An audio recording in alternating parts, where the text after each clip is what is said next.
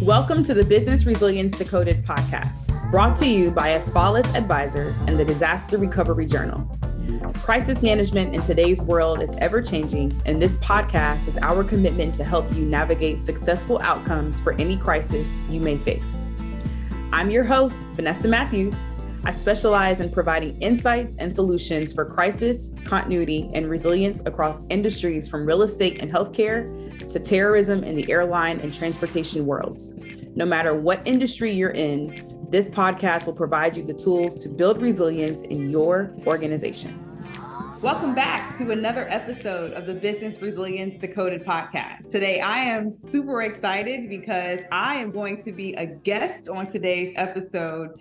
And we have a host who will be joining us. Michelle Myrie is my colleague at Asfalis Advisors. And so I'm going to hand it over to Michelle so she can kick us off on the podcast. Awesome. Thank you, Vanessa. I am super psyched to be here. Again, as Vanessa said, my name is Michelle Myrie. I am with Asfalis Advisors. Have had an awesome time so far being here.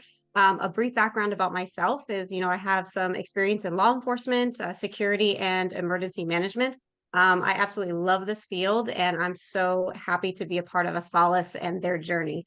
So with that, I want to jump right into asking Vanessa these awesome questions so everybody can get to know a little bit more about her. This is all about Vanessa Mathews. So can you tell us, Vanessa, what drew you to this industry, and why did you go to college for this?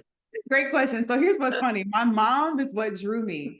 So I was graduating from high school and I wanted to go to college and then I didn't. She was like, look, you gonna go somewhere and it's not gonna be at my house. So you better figure it out.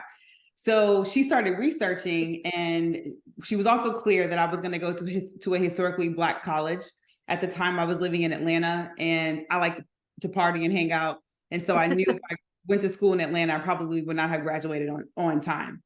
So we found Savannah State University. Savannah State ended up giving me a scholarship ride. And at the time, the Homeland Security and Emergency Management program, it was the first year that the college had picked up that curriculum and the program. And so my mom did all this research and she learned about Homeland Security and Emergency Management because I really wanted to be an attorney. And she said, you can do so much more with this field. So really, my mom did all the research. And so outside of the undergrad degree and the tornado that happened 2 years after I started undergrad, that's what drew me, is my mom was so excited about it. Wow, that's amazing. Go mom. Thank you, mom.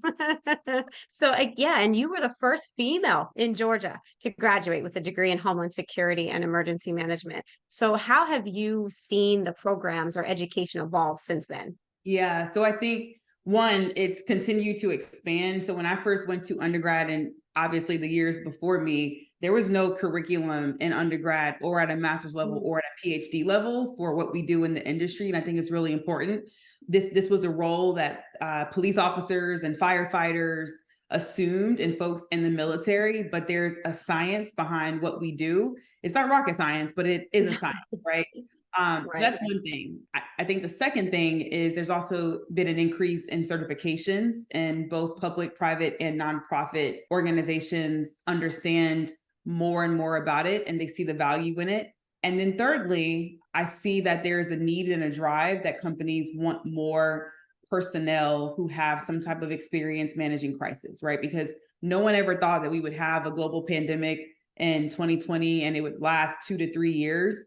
Plus drive your business, plus grow sales, plus grow your product, plus support your people, and then all the other things that were happening. And so now I think companies see the value of having people who understand resilience, who understand risk, and who see that from a different lens. And so I am excited to see that continue. One thing specifically that I've tried to help shift, because I have been an adjunct professor for Savannah State University for the past couple of years. And that is, oftentimes these curriculums show you a lot about government and the path to FEMA or the path to the FBI. But oftentimes they don't tell you that Facebook needs resiliency, and Macy's needs resiliency, and Nike needs security or asset protection. And that's what I didn't know, was that there was like, hey, if you want to work on a cruise ship, there's a Vanessa Mathews for the cruise ship company, right? That's right. I never knew that in undergrad. And so many of my students, they're pushed towards Department of Homeland Security or Health and Human Services or law enforcement, that they have no idea that this industry is here. And so when my career first started, my first corporate job was work a manufacturing company that produced jets, like private business jets. And I was like, why do you need a business continuity plan? Like, it's a $65 million plane. And they're like, yeah, that's what happens if the manufacturing floor, like, collapses, or what happened if my part doesn't get here from Tel Aviv. And I was like, oh. So I think understanding more about how the practice looks different if you're in private sector or public sector, but the value is still there. And I think that's probably a big opportunity that we still have. Thinking about that and Asfalis, so the pace from which we picked up clients, I feel, has really skyrocketed. So can you kind of describe what might have went into having that overnight success? Yeah. So if you're listening, overnight is in air quotes. Air quotes. Nothing overnight about Asfalis. No. That's a really interesting question. And I'm just sitting here thinking about like the day I resigned from corporate, and I never thought that anybody would ever be asking me what you're asking me. So that to me is just mind boggling. So in 2024 of October, we'll be 10 years old as a business, which is, again, crazy. I remember when I resigned.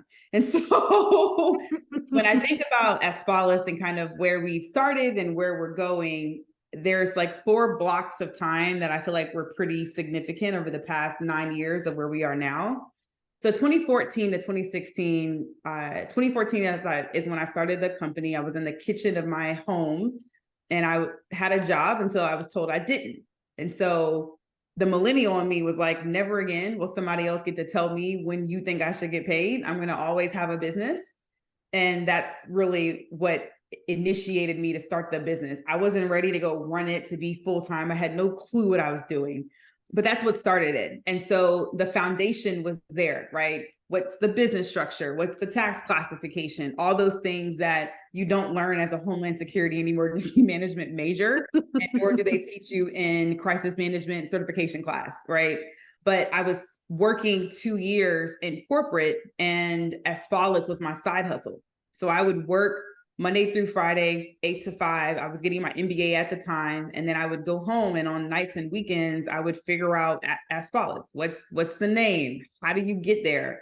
All the things that I had to start to begin to think about. And I had to start to create my exit strategy from corporate. And this is where it's great to be young and unaware, because I was so determined and had no clue about the scope and what I was signing up for. And I always say that had God given me a glimpse of what I was going to have to go through, I probably would have never quit my corporate job. Right. So that's 2014 to 2016. Then 2017 to 2019 is what I would call the valleys of death. And that's where it was dark. It was muddy. It was dirty. It was cold. It was rainy. It felt alone. And it was the biggest struggles of this initial first 9-year period of our business. And every business goes through a valley of death, and there's cycles. Like, as you continue to grow, you go through more valleys, right? Mm-hmm. And so during that period, I went from a 6-figure salary to living on food stamps immediately once I left my job in corporate. Mm-hmm. After I left, I spent 2 years trying to figure out what to do and how to do it. And we didn't make money for 2 years. So which means I lived off my 401k and my savings account. I think it took Asfalis 5 to 6 years to pay me a salary. And even today, I think I'm the lowest paid person on my team. And I'm fine with that, because I'd rather have great people.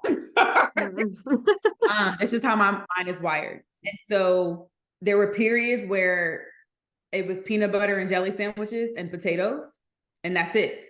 There was no salad. There was no orange juice. There was no fruit. It was peanut butter and jelly and the dryness. Matter of fact, there was no jelly, actually, specifically. It was just peanut butter, bread, and potatoes. Oh my goodness. Literally for a whole week. Like, I remember that week. My parents had to help me pay my rent on more than one occasion. And then my dad was like, look, girl, I don't know what you I'm a boomer. Look, we are committed to corporate. So they were looking at me like I was crazy, but I was adamant. I was like, there's no way I'm going back to corporate. I also remember picking, so I was on the Wags dog app, and I would go and I would pick up dog poop to just bring in money for like gas or for groceries or just to kind of like survive and make it. I drove Uber Eats for like 45 days. I'm not about that life, but I did it. I worked at Old Navy part-time. I would get up at 4 a.m. and I would do a 4 a.m. to, I think, an 8 a.m. shift at Old Navy for about a year or two to keep the lights on, to try to figure it out. And then in 2018, we hit the largest magnitude of growth in clients and since inception. So from 2014 to 2018 was like the first real set of clients. And then I had no policies, no processes, no systems, no values, hired the wrong person. 2019 begins and there's 13 months of no revenue. So my hope, my faith, my confidence, my self-esteem dropped, and I lost my faith. And then 2020 happened, and then there's COVID. So then it was finally like everybody in the world finally understood what I was saying for the past 5 years, which was crisis management. Yes. It's susceptible, right? So people finally, like, I felt like I didn't have to explain anymore. Everybody understood what I was saying, because then you had COVID, then you had supply chain, then you had talent. So all the things of crisis management and business continuity was relevant for every business. And so now it was such a demand of time. Let's come speak. Let's come do this. And so 2020 was truly the year of the pivot, truly the year that I got my confidence back. Coming off of 2019 was tragic for me. It was it was traumatizing. And for me to be able to still say yes, I think that's the part that I'm always like, I can't even believe that you decided to stick with it even through all of that. And then 2021 through 2023 is really where we started to learn our lesson. We started to live by the core values. They are the non-negotiables in our business, period, end of story. We don't play by these values, Michelle. He will tell you. Oh, yeah. Yes. We got really clear on our why we do what we do, how we do what we do, and what specifically do we do, and what do we not do. We pivoted with our products. So I'm a part of business groups that help me to figure out how to be a CEO, because I have no clue of what that's like. Again, I'm a homeland security and emergency management major. We got clear about who our customers are and who our customers are not. And that clarity was pivotal. And then in 2021, we also started to say no. So yeah, we could do it, but we're not going to do it. And that was big, because we started to turn down value added engagements, but it just did not make sense. And now we are reaping and we're able to see the results of our fruit, the results of having high quality people and great talent. And like my students would say, we have some receipts. Receipts. So to say all that, I definitely would not categorize us as an overnight success in air quotes, but I would say that like now some things are a lot easier than what they used to be, but I'm grateful that I did not stop and give up, because that's the other thing was I never saw a me doing what I do. So like Black woman, millennial, I don't see that as a CEO in homeland security and emergency management. That's right. So great question. Great answer. I love it. Perseverance. That is one word I can use to describe you. You are one of the hardest working people I know, and your perseverance has truly paid off. And we love it. Love it. So relationship building, as you know, is huge as part of our industry, along with communicating effectively and being personable. And you do all of those things so well. So we really want to know, how has your infectious personality served you well in your business? I think it's a magnet. My personality is a magnet, and it's a deterrent. Because some people are like, she got too much energy. You need to go sit down somewhere. But I remember one of our customers said, it's your engagement and it's your energy that makes it exciting, because the reality is nobody cares about crisis management. Nobody cares about business continuity, especially business continuity. No shade to all my people, but you know it's true. It's true. Until something happens. And so you have to have a personality that you're able to get people to buy in and to see it as a win and a W. And I think that's one of our secret sauces is that's the type of people that survive well here. If you approach it dull and boring, you're never going to work. Yeah, agreed. And I really do feel that our team at Asfalis works very, very well together, especially after meeting you in person about last month. I mean, that just, to me, solidified our relationship and working relationship and just absolutely love you. And from my perspective, we are very cohesive. We exemplify the core values and we work hard. I really, truly don't think I've ever met, a group of people who work as hard as we do here at Asfalis, And so what has really gone into curating that team? What I learned in corporate was amazing, and it taught me what I should repeat and what I probably should not repeat as I look to grow and build my own company. But it also taught me that now you're in the hot seat and everything starts and stops with leadership. So the next time you want to complain about something, you better look in the mirror and look at yourself. I have great people who have no problem telling me my truth, which is necessary. I also have been very mindful. Every job or every action or activity that's needed at Asfalis, I was the first one to do it. Mm-hmm. So I'm never in a position where I'm asking someone to do what I won't do or what I haven't done. Mm-hmm. I think the third thing for us is the values. I think that's what keeps it. We've been very intentional about sharing the values, highlighting our friends or our colleagues across the business. Even how do our values show up with our clients? How do the clients show up with our values? And while I ultimately am a key decision maker in our business, I try to approach things as a democracy. People work with me, they don't work for me. Mm-hmm. And everybody has a choice. And that's what I learned from corporate. I choose to come to work. I choose to be here on time. And I choose to come back after my lunch break because I might just leave. So I try to be mindful that everybody on our team, which is actually a fact, everybody on our team is with Asfalis because they want to be here. Mm-hmm. Nobody is here because they have to do it. Yeah. Those are things that we just try to keep in mind. Mm-hmm. You are the CEO, we report to you, but to me, you really treat us as equals. The buck stop with you though, you are the one who makes the final decisions on certain things, but we are so collaborative on this team and Asfalis, and I love it. I love it. I respect you so much, but you really do treat us as equals. You are open to our ideas, and even if they might not be the same ideas you had, you are just so open with that. And just how do you continue to foster that culture? My coaches always say, if it's working, then rinse and repeat it and figure out how to do it again and again and again. We have a multi-generational team. I think I might be the youngest person sometimes. So that creates a whole nother dynamic, but I believe that you should treat people well. I don't think that the title is insignificant. I think it's how you treat people and how they feel. And I feel like that's what I get most excited about is people come back and they want to be here. We're at a place where we've got 2 or 3 people who had their 1-year anniversary with Asfalis. It's like, oh my God. Because I also remember the struggle of when it was just me. And that's one thing I did miss about corporate was the collaborative environment and having your colleagues. And when you are a solo entrepreneur, you get stuck in your head. It's like, is it a good idea? Is this really smart? And so I appreciate having other people of how we think about stuff because it's like, yes, that's a great idea. Let's do that.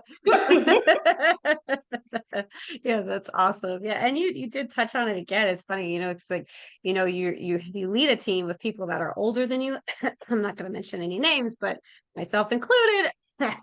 Yes, and younger than you, but you are, one of the youngest members of our team. So I think this is awesome. This is a multi-generational company. So do you face any challenges working with people who are older than you? Yes, of course. You know what? When I first started, people used to say, "Oh, you cute little millennial. Come here, you little squishy face. You're my daughter's age." And I'm like, I used to hate that. And I never wanted people to know how old I was or anything. And what I've had to learn, and thank God I had executive business coaches, 3 that were just very instrumental. And I used to make an excuse about my age. And then one of them said, I don't care how old you are. Stop talking about your age. About how you show up. That's right. How do you add value? What questions are you asking? Leadership doesn't have an age requirement. That kind of forced me to level up and to have the confidence and to be bold. And so I would definitely say that there's a level of boldness I've had to learn to develop over the years. And it didn't just come overnight. Like I have one business friend coach, and I remember he used to coach me every day. He would, hey, I'm dropping off my kids at school. I got 5 minutes. Run me through what you're going to say and how you're going to say it. Nope, that didn't sound confident enough. Play that back again. I'm like, I'm scared to ask the question. He's like, I don't care. You're about to walk in a room with a whole bunch of 50-plus-year-old people across the board, and you're going to have to tell them your value and what you see, and you got to be able to close this opportunity or get them to see the value. I want you to say it with some authority. And it used to scare me, but then I just learned, like, okay, I'm going to ask a question. I'm going to shut up. And even though I might be beating my heart inside and terrified, it's definitely been a work in progress, but it is, but it's also not different. There's still the same challenges of leading people that are in my age group or younger, because there's a different expectation. I'm in quote unquote older millennial. So I was raised by boomers, and there's some values that my boomer parents instilled in me that I believe are important. And this new generation in the workspace sees the world very differently. And I don't necessarily agree with all of that. So it's definitely a balance. What brings you the most joy, and what drives you in business and in life? Oh man, I like having a good time. Like, Yes, you do. I believe in work hard and play even harder. I believe in vacations. I believe don't call me on vacation. I'm not coming to a meeting. Absolutely not. I enjoy my family. I'm really big in family. I'm an only child. So, and then my parents have siblings, and I have lots of cousins. So my cousins are like my brothers and sisters, and I enjoy any time I can be around them. I've always saw myself in business, and whatever success looked like, I'm doing air quotes for those of you who are listening to the audio version, but I always saw myself in whatever success looked like a woman in suit walking like a super cute car, and like she commands the room, and she's got all this influence. All the movies that I watch, right, they help to influence that picture. I'm excited to see that I'm living what I envisioned, but not like I was never clear of like, oh, what does that look like? It was just like, oh, I like the picture of it, right? I really enjoy my husband and being married and learning all the things about marriage. And one of the things that we're really focused on is positively changing the trajectory of our last name. That's our why for our marriage. And our marriage counselor kind of charged my husband to kind of go back to the table and think about what's our why. And so that really drives what I do in business. My goal is to help build generational wealth. And I specifically want to help Black businesses to be successful. Going to an HBCU was intentional, and learning about the history of Black people in America and globally, and how we've contributed to the growth of an entire society. And knowing our history and really having the economics and the wealth behind it is what really, really drives me. So sometimes I don't give up, because I'm like, if I quit, whoever's behind me or next to me may not go forward and may not charge forward. And so it really mattered to me to finish the race that God has blessed me to start. If you could go anywhere in the world, where would you go? Easy. I would go to Wonderland, Africa. Awesome. Awesome. Going to Any Africa, specific, the whole any continent. specific region? The whole continent. Okay. She's going to go, she's going to be gone, folks, for like a year. You won't see anything. You won't hear nothing about Vanessa Mathews for a year. She's visiting the whole continent. Yeah. I've never been. And 2, it's so rich in history and culture. And I want to understand that landscape, like from food to nature to culture, all of it, just all of it. Awesome. So this might be a tough one, but is there a crazy story you have never told anybody before that you feel shaped you as a person or explains who you are as a person? I'll make this quick. I used to work for Delta Airlines and for about 4 or 5 years.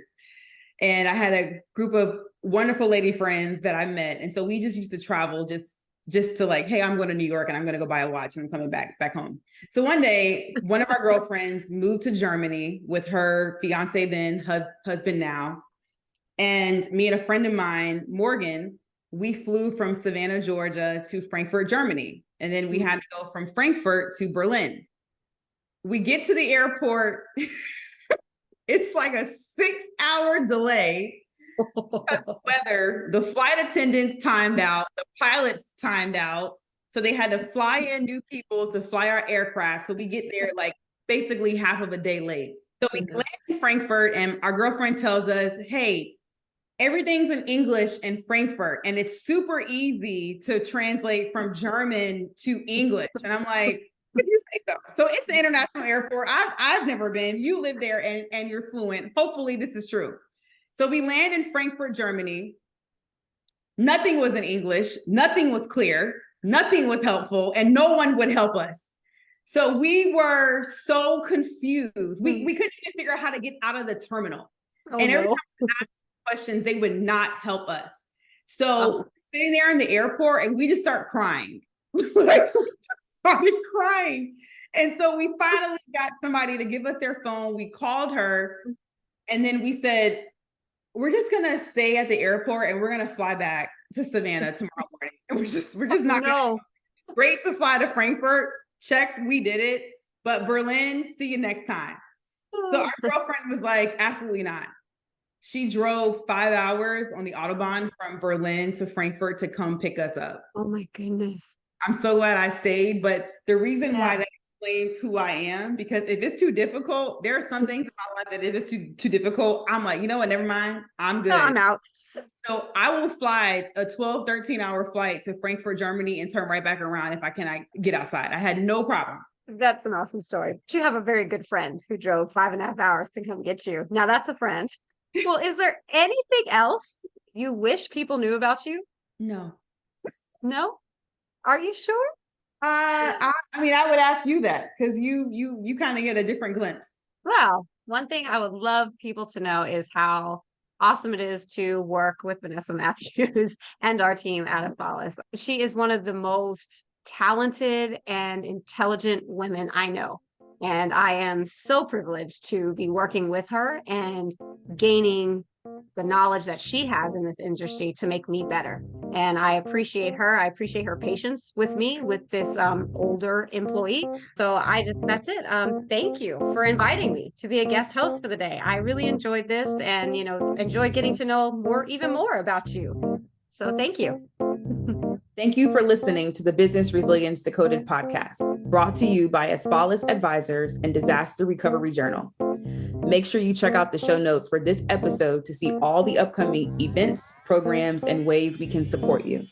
Make sure you subscribe to the show wherever you get your podcasts, leave us a review, and share it with a friend. Thanks again, and I'll talk to you in the next episode.